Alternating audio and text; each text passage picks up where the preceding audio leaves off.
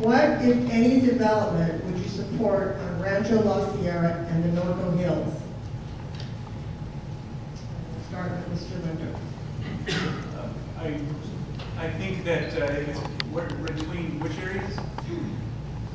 Rancho La Sierra and the Norco Hills. The equestrian area? I'm sorry. Let me read it again. Yeah. What, if any, development would you support on Rancho La Sierra and the Norco Hills? That's in Rich's time.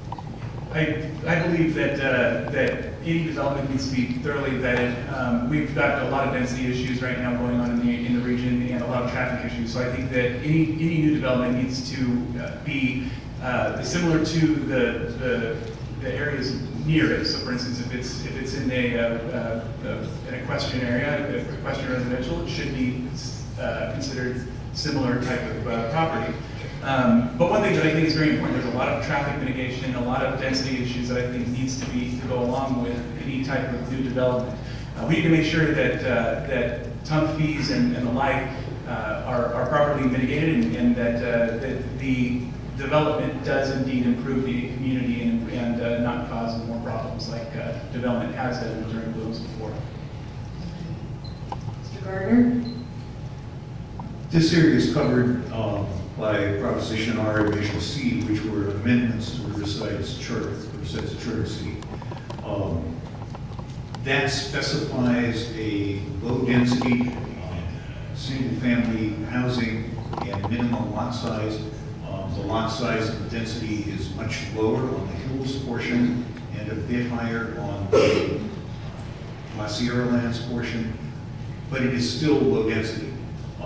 That can only be changed by a vote of Riverside's voters.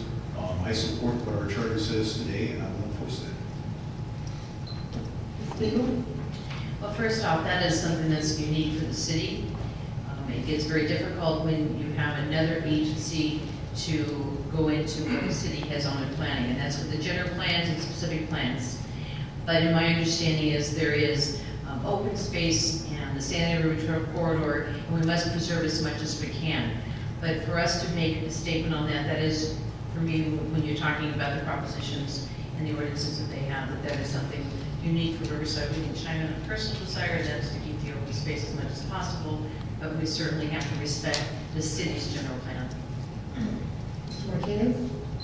Well, so far, people have hit it right on the nail's head. We need balanced development. Personally, it doesn't matter what I want, it's what the community wants as a whole. I ride horses, I love open space, that's just my personal opinion, but it has to be a development that's conducive to the population, to the transportation. So there's a lot of studies that need to go into play before we approve and we support anything. Thank you.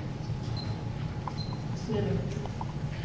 This is precisely the type of project that I'm talking about, where we need the community who will be directly affected, involved in all of the decisions, from the beginning of the process, not just at the end when you're given 3 minutes at the microphone. Riverside has done a good job about putting into the propositions on what the parameters are for development in that area, and I know there's been a lot of give and take on that.